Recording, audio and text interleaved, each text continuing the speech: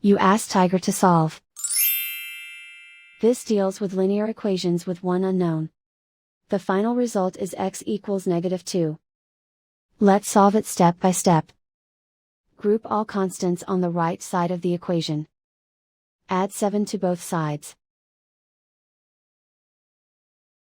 Group like terms. Simplify the arithmetic.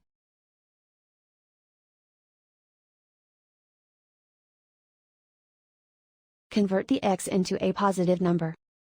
Multiply both sides by -1.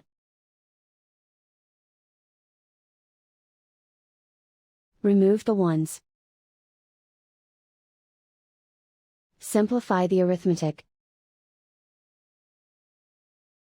And so the final result is x equals -2.